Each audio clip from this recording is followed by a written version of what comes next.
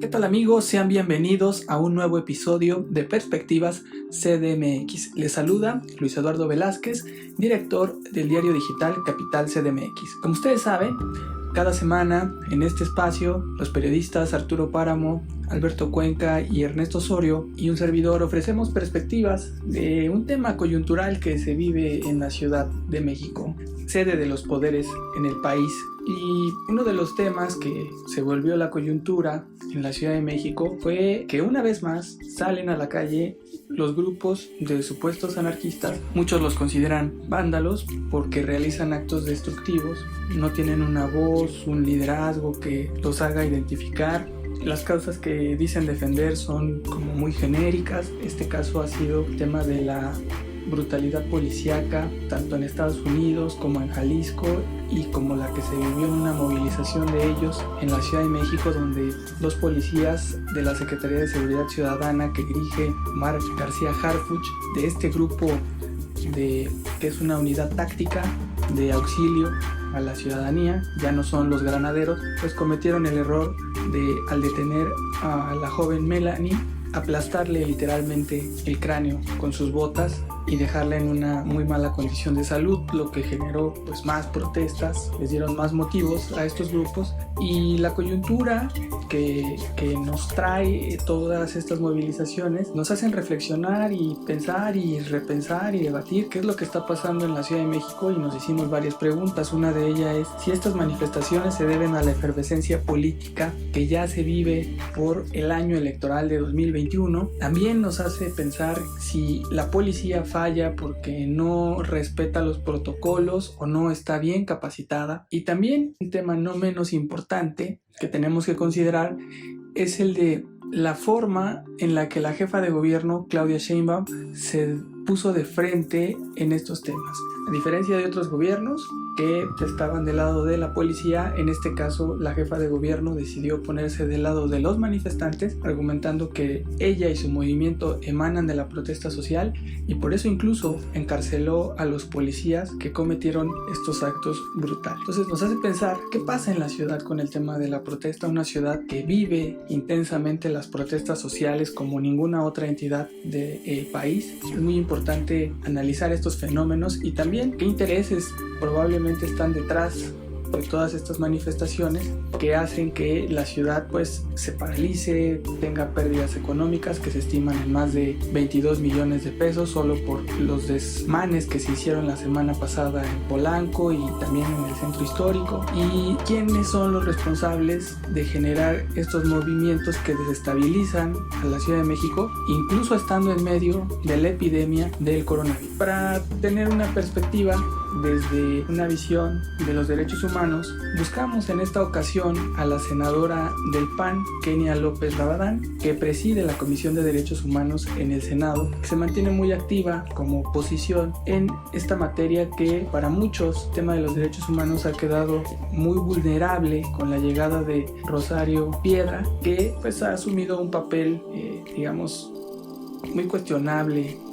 En lugar de estar en la protección de los derechos humanos, pues está pensando en otros temas como convertir la comisión en una defensoría de los pobres, ¿no? Y es muy poco crítica de lo que debiera ser, por ser muy cercana al presidente de México, Andrés Manuel López Obrador. Y vamos a escuchar la perspectiva de Kenia López Rabadán, que nos ofrece sobre estos temas que ponemos sobre la mesa. Más que anarquía, yo diría que se vive un hartazgo social. Las instituciones no han dado respuesta a las demandas sociales.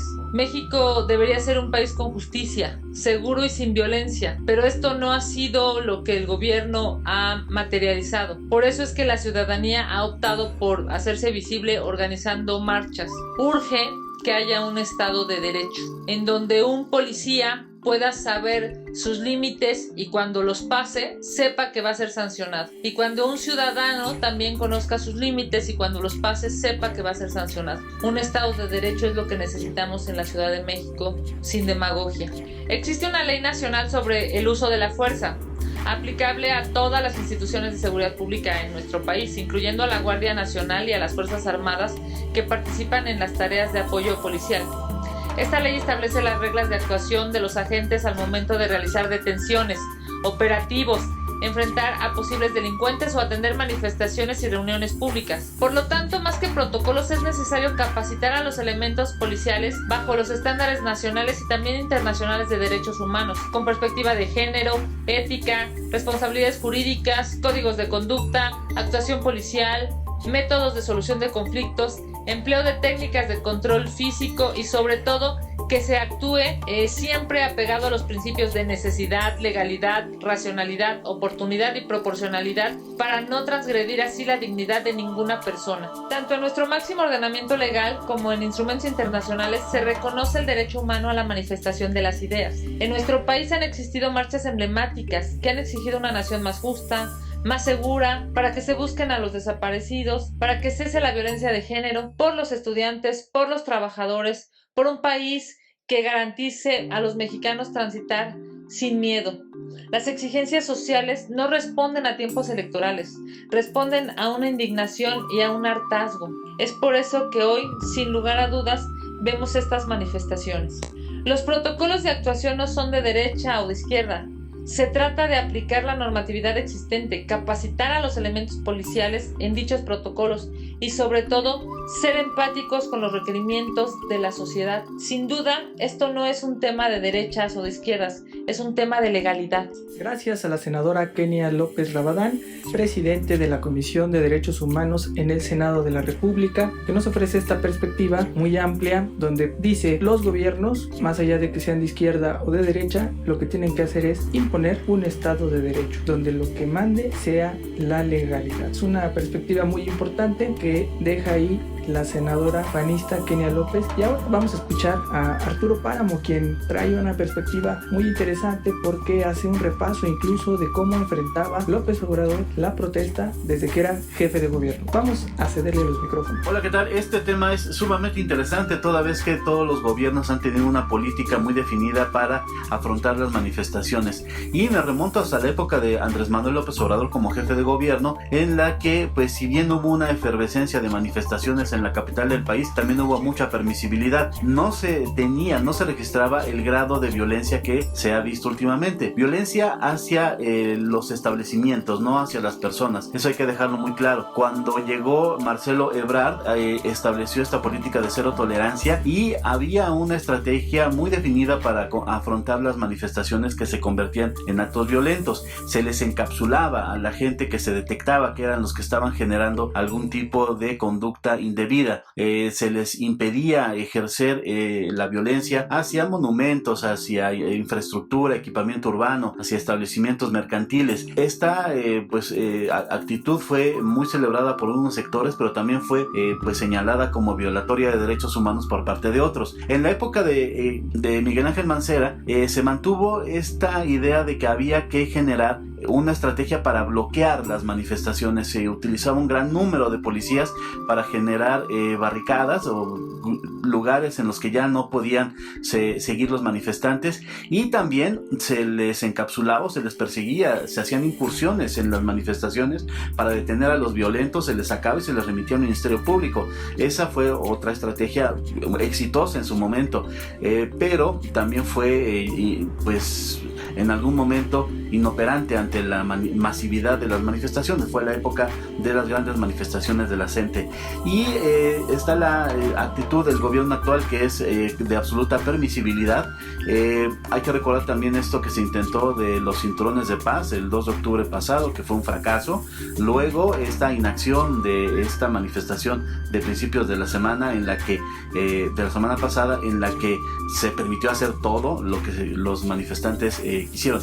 Hay que aclarar también que no eran manifestantes como una reivindicación, sino un grupo que estaba solamente generando caos, generando violencia hacia los establecimientos mercantiles, equipamiento, infraestructura, etcétera.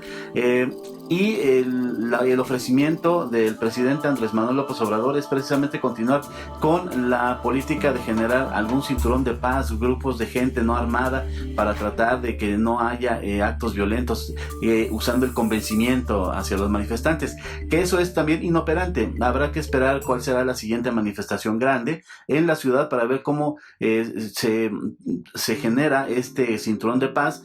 La primera experiencia que tuvimos fue un fracaso, pero en esta dinámica que hay entre el gobierno de la ciudad, que está completamente sometido al gobierno federal, pues no tiene otra opción el gobierno capitalino de hacer caso a esta propuesta que viene desde el presidente de la República. Eso es lo que pienso. No hay manera de justificar que si tienes un cuerpo de policíaco preparado, capacitado para actuar en manifestaciones, no lo utilices. No se trata de violación de derechos humanos, simplemente de mantener la paz, de mantener la tranquilidad para la gente y para las posesiones de la gente, que esa es una de las misiones del Estado, proteger la propiedad privada de la población. Eso es lo que pienso y pues ahí lo dejo sobre la mesa. Gracias, Arturo Páramo, muy interesante todo este repaso que hace de pues los jefes de gobierno de izquierda, todos que así se definieron, cómo han actuado, cómo han enfrentado la protesta y que nos pues da un panorama, una perspectiva muy aguda de lo que se espera en este sexenio donde se desapareció el cuerpo de granaderos. Y fue muy curioso incluso ver cómo la jefa de gobierno presumía horas antes de que sus policías actuaran de forma brutal, que tenía una gran vocación por defender la protesta pública y las cosas se salieron de control. Pero ahora vamos a escuchar a Ernesto Osorio, director de Gaceta Ciudadana, un periodista que también conoce muy bien las entrañas de la Ciudad de México y ha visto pasar muchas protestas. Vamos a ver cuál es su perspectiva. Te escuchamos, Ernesto Osorio. Gracias, Luis. Amigos de Capital CDMX, ¿cómo están? Bueno, me preguntan que cómo deberíamos de explicarnos estas manifestaciones y pues la nada presencia de las fuerzas del orden para evitar que se generen delitos como los saqueos que vimos hace algunos días. Creo que hay una parte de la pregunta que no me queda muy clara, pero bueno, me dicen que como un gobierno de izquierda puede aplicar la ley. Yo creo que para aplicar la ley no se necesita saber si es de izquierda o de derecha. Aquí se tiene que aplicar la ley y se aplica la ley. Los intereses políticos no tienen que estar por encima del interés colectivo, y creo que la seguridad para todos, para quienes marchan y para quienes tienen negocios, debe ser pareja. La ley debe de hacerse cumplir por todos. Así que no creo que tenga que ver la izquierda o la derecha con cómo deben de actuar. Si hay un poco, la pregunta está dirigida hacia cómo podemos entender la forma en que actúa el gobierno de la doctora Claudia Sheinbaum. Bueno, ella está aplicando un criterio ideológico para poder enfrentar estas marchas. No está poniendo por encima la ley. Ella está pasando por la ley para poder anteponer sus intereses políticos, los intereses políticos del gobierno federal y local, por encima de la seguridad colectiva. Ahí sí creo que podría ser la respuesta a esta pregunta. Y en cuanto a protocolos, creo que no faltan protocolos. Los protocolos existen, lo mismo que las leyes. Lo malo es que no se cumplen. Tenemos años viendo este tipo de manifestaciones, tenemos años viendo este tipo de represión por parte de los cuerpos policíacos. Nunca se ha hecho nada. Los protocolos allí están y nunca se han tocado. Creo que lo que hace falta es realmente una capacitación para los policías que la esperan desde hace muchísimo tiempo. Y yo sé, porque he platicado con ellos, he acompañado a muchos de ellos, conozco buenos policías, malos policías, y veo que lo que hace falta allí es una redignificación del policía. No podemos seguir pensando que los policías son solamente los que nos agreden, los que cuando los vemos corremos porque sabemos que nos van a hacer algo. Creo que tenemos que transitar hacia una concepción de la policía distinta, y para ello obviamente se tiene que invertir mucho para dignificar a los policías. Tienen una tarea muy importante y creo que no se les ha considerado así.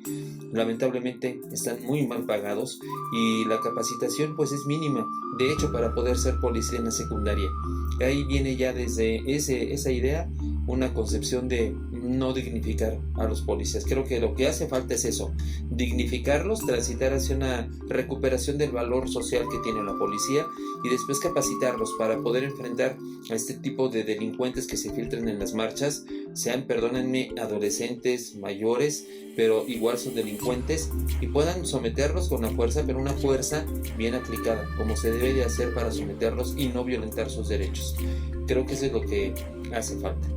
Muchas gracias por tu perspectiva, Ernesto Osorio. Creo que atinas y englobas lo que se ha venido discutiendo en este episodio de que hace falta un Estado de Derecho, que tenemos que separar la parte ideológica y no tener miedo a aplicar la ley, porque se está afectando también a los ciudadanos en su propiedad privada. Lo decía también Arturo Páramo, bueno, pues el no utilizar a la policía cuando se tiene que utilizar para proteger a la ciudadanía está generando este conflicto, que vemos pérdidas económicas de negocios y también daños a propiedad privada, a gente que le han destruido su casa y la autoridad no actúa de manera rápida.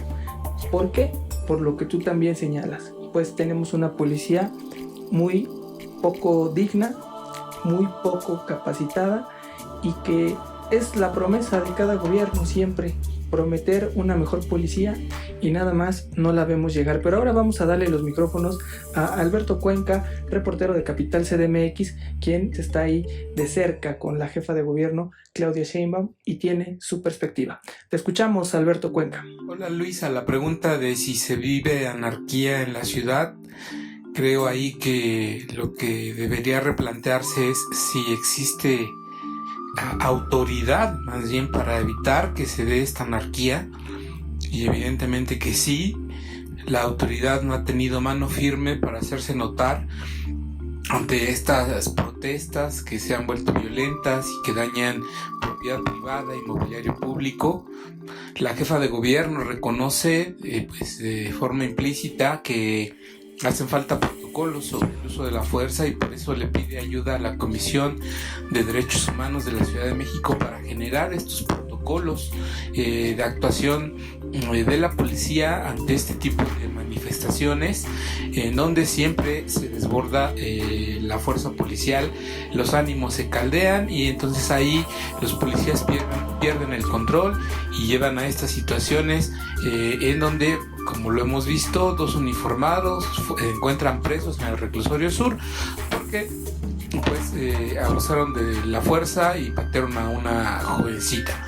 Entonces a partir de estos protocolos que se anunciarán en su momento, veremos si estos evidentemente sirven para contener o para controlar algo que veo muy difícil, que es a grupos de estos pseudo anarcos que tienen ya, incluso ellos mismos se les ve como un protocolo de acción muy bien definido para enfrentar a la policía y para hacer desmanes. Gracias, Alberto Cuenca, por tu perspectiva. Como lo comentas, será muy importante ver estos protocolos, ver si por primera vez incluyen a los periodistas, que también son los más agredidos en estas manifestaciones, en estas protestas cada vez más violentas, porque además sabemos que esto es solo el inicio, se vienen más protestas en la Ciudad de México y necesitamos ver si la Comisión de Derechos Humanos capitalina va a estar a la altura para no solo desarrollar el protocolo, porque incluso ya ha habido otros protocolos en esa materia, pero que han fallado, que no han dado los resultados que esperamos,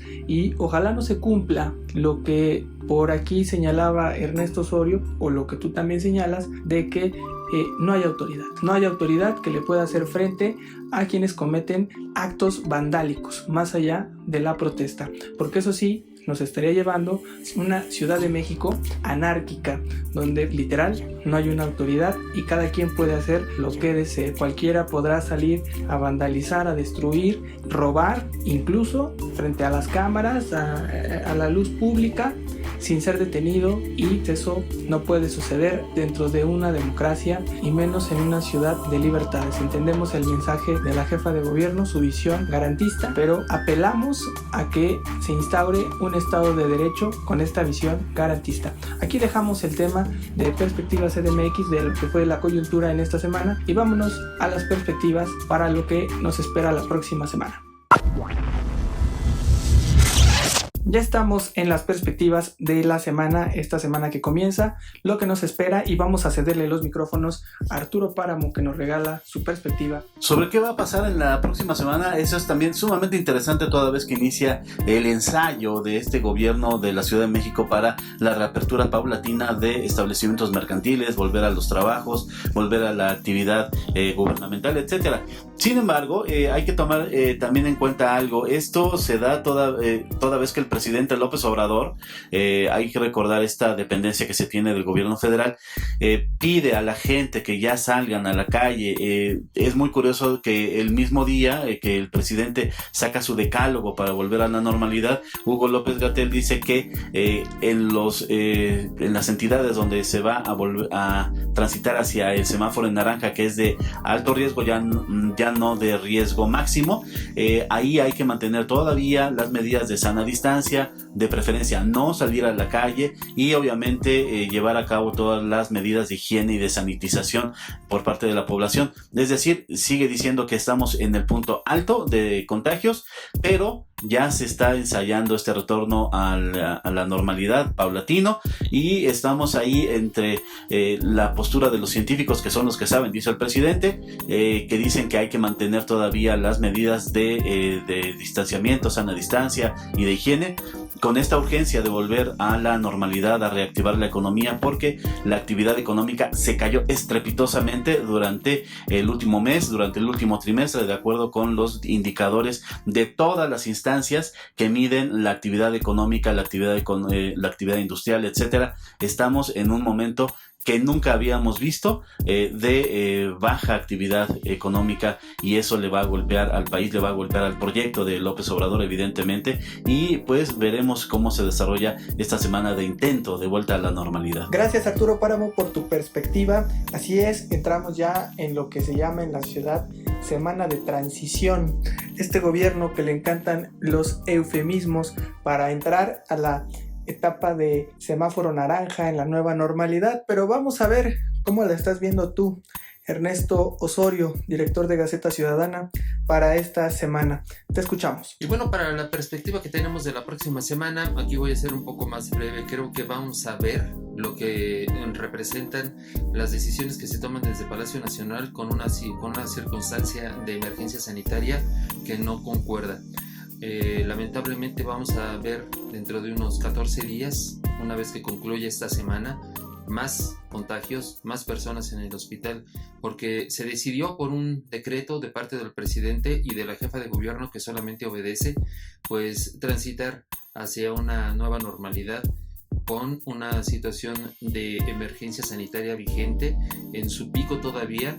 No puedo decir que estén creciendo, pero al menos no ha cedido la curva, y eso es lo que vamos a ver esta semana. Qué triste que tengamos una jefa de gobierno que no atienda realmente a los intereses, realmente esté pensando en un proyecto político más que en un proyecto social. Gracias, Ernesto Osorio, por esta perspectiva. Coincido contigo en que tenemos una jefa de gobierno que está anteponiendo los intereses personales y dejándose llevar, subordinándose a las órdenes del presidente Andrés Manuel López Obrador, cuando ella había tenido un mejor manejo y se había distanciado de la política de López Obrador para manejar de una forma más adecuada la epidemia. Al último decide ceder a las presiones económicas y también del presidente López Obrador. Pero vamos a escuchar a Alberto Cuenca, reportero de Capital CDMX, quien nos regala su perspectiva de esta semana. En la perspectiva semanal, seguro lo más esperado es ver cómo se realiza